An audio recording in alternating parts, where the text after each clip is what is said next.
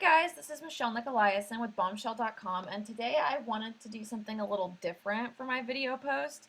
So I get a lot of questions, or not a lot of questions, but I do get people asking if the stuff I teach about systematizing and streamlining when it comes to your business is applicable for product-based businesses as well as service-based businesses. And the answer is a resounding yes. Aside from systematizing and streamlining all of the back-end stuff, there's definitely still things that you can do on the front end of things. And I wanted to showcase a case study of this. So this site is eShakti. I'll go to their homepage. And if you're friends with me on Facebook or elsewhere, you may have seen me raving about them. If you're a woman, you're going to totally understand why this is a great idea, because what it is they have all of these different styles of clothes, and you can customize them for $7.50 extra. Like, completely customize them to your measurements. You can also change things, they've got it, you can change the sleeves and the dress length and all that jazz. But if you're a woman, you understand why this is a big deal. Also, a lot of their dresses have pockets, and a lot of them also have like bra strap holders underneath the dresses. It's an interesting marketing study in how effective it can be when you know what your target market's problems are, I think, because everybody that I say that to is like, oh my god, some of their dresses have pockets. That's amazing. So when eShakti started, which was probably 3 or 4 years ago, I've been following them since the beginning. When eShakti started, they did all kinds of clothes. I mean, they did pants, they did shorts, they did tops, they did skirts and dresses. And now you can see they've narrowed it down to where they do dresses, tops, and skirts, and really their forte is the dresses. That's what they have the most of, and you can see that they've got to where they do a particular style. So the first lesson here, lesson number 1, is that they started out doing everything, and then they kind of narrowed down to a niche, which is like sort of cute retro-y style dresses, tops, and skirts, with the focus being on dresses. You can see, so there's 203 dresses, right?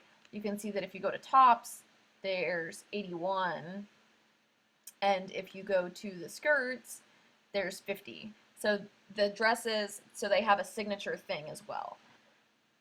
So they narrowed it down to a niche, and then they have a signature. And then you can see that I'm sure part of it was branding, because, there's kind of this like cute retro revive thing that a lot of people love, kind of like Anthropology style, but much less expensive too. So I'm sure that the aesthetics were part of it, but you can also see I would be willing to bet money that there was a very conscious decision to narrow in. If you look through here, almost all of their dresses are 2 types of silhouettes. I'm a big fashion nerd. If this is something you didn't know about me, just so you know, my 1 semester that I made through college was for fashion marketing and fashion design, and I've been sewing since I was 14. So, and I have a tattoo of a sewing machine. So, but looking through here, you can see that all of their dresses are pretty much one of 2 types of silhouettes, right? So you've got like the fuller skirts, and then you've got like the sheath dresses, and then you have some of these that are shift dresses. But there's not a whole lot of difference there. They're one of 2 kinds. And the thing is that if you know how clothes are constructed, it's very obvious why someone who specializes in customizing would do this, right? Because if you know that pants are a massive pain in the ass to completely customize.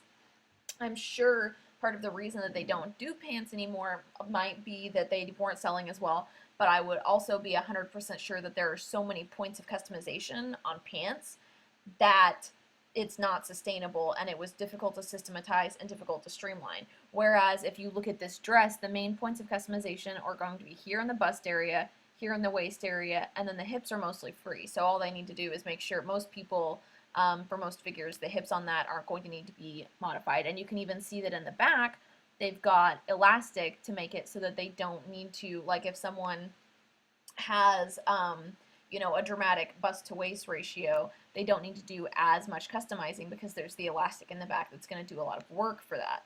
And even on something that doesn't have elastic in the back, I don't think this one does, you can see, yeah, this one has elastic in the back too. Okay, well that's a perfect example, is that a lot of them do have elastic in the back. A lot of them don't. But there's pretty much just three main points there that need to be tailored. This one has elastic too. So smart. And you can see that they do it in really subtle ways that don't need to be things. And really with the full skirted dresses, the two things that need to be tailored are your bust and your waist. So they chose these styles so that they're things where there's only like two areas of customization that need to be done, right? So that's streamlining things right there. And even on the dresses, okay, this is a good one. It has a side zip. It does not have elastic, but the areas that need to be customized here are bust and waist. The hips, that's a very full skirt, so the hips are not going to need to be customized for like probably anyone ever, right? So you can see that if they don't have elastic, they make up for it, if they have something that's not elastic, they make up for it by having a full skirt so that they don't have to spend time messing with the hips.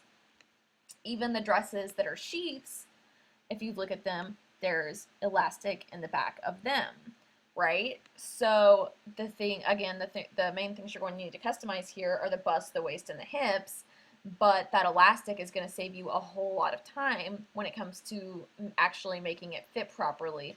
And they've managed to incorporate the elasticized backs into a lot of their designs without making it look tacky or cheap.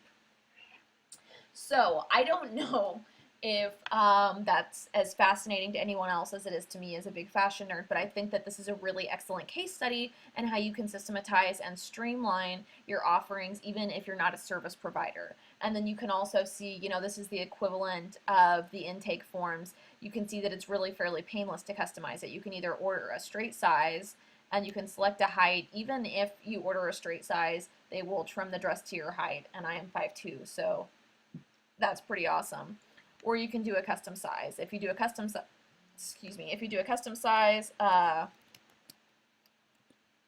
think all my stuff will be here. Yeah, if you do a custom size, it saves everything. It saves your height, and then like down here, you can change the sleeve type and the dress length, right? So as far as ordering it, it's all very seamless. It saves your measurements. And even if it doesn't save your measurements, you can do it yourself, and it shows you how to measure each thing. So all of that is streamlined and systematized, and I'm not sure, I don't remember the first time I ordered from them. It was several years ago, but if I recall correctly, it was not that streamlined and systematized at the beginning. So that's kind of like the product equivalent of the client intake forms, is making sure that this whole order process of getting exactly what you want, everything is covered, and then all you have to do is add it to cart, and then you just check out. And it's simple and easy, right? So that was my fashion nerd breakdown of how, even if you're running a physical products-based business, you can still work on systematizing and streamlining things. I hope that you enjoyed it, and if you like cute dresses, you should definitely, especially if you are a hard person to size for, like, a 5'2" tiny person with big boobs, you should definitely check them out and see about their custom sizing, because they have so much cute stuff and I really love them.